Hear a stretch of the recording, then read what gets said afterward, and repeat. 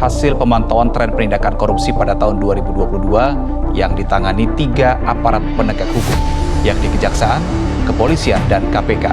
ICW menyoroti kinerja masing-masing aparat penegak hukum dalam menindak kasus korupsi dengan total kerugian negara sebesar 42,747 triliun rupiah. KPK menggelar operasi tangkap tangan di Kalimantan Selatan pada hari Minggu malam. Dugaan rasuah yang terjadi diduga berkaitan dengan pengadaan barang dan jasa. Dan sebagai tersangka kasus dugaan korupsi komoditas timah, suami Sandra Dewi, Harvey Muiz, kini dijerat sebagai tersangka dugaan tindak pidana pencucian uang.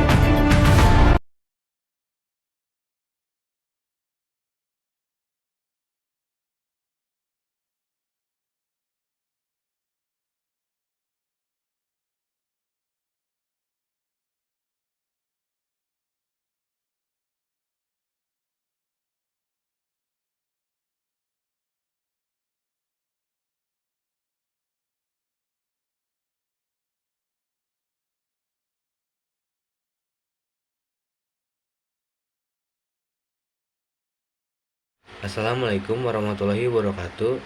Nama saya Muhammad Raja Hanif dari kelas 441H. Di sini saya akan menjelaskan kembali atau membaca kembali artikel yang saya buat, yaitu berjudul Upaya Pemberantasan Korupsi di Indonesia. Korupsi merupakan salah satu masalah utama yang menghambat pembangunan dan kesejahteraan masyarakat di Indonesia.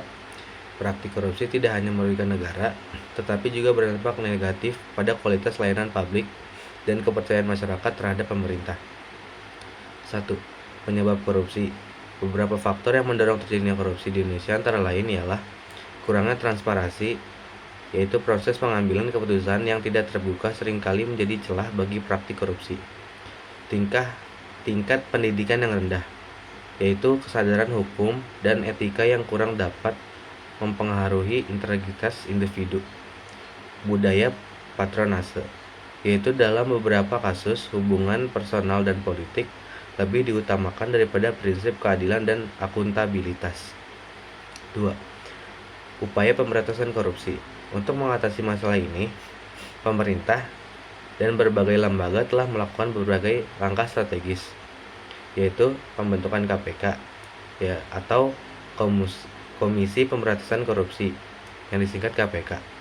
Didirikan untuk memberantas korupsi melalui penyelidikan, penuntutan, dan pencegahan.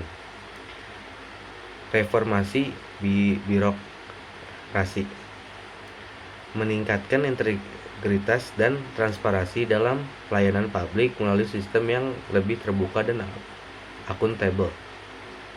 Edukasi dan kampanye anti korupsi. Masyarakat diajak untuk berpartisipasi dalam upaya pemberantasan korupsi melalui pendidikan dan kampanye kendaraan. 3.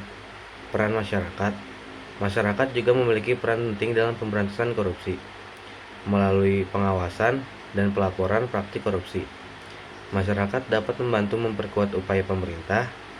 Selain itu, partisipasi dalam proses demokrasi seperti pemilihan umum yang jujur juga menjadi kunci untuk memilih pemimpin yang berkomitmen terhadap pencegahan korupsi.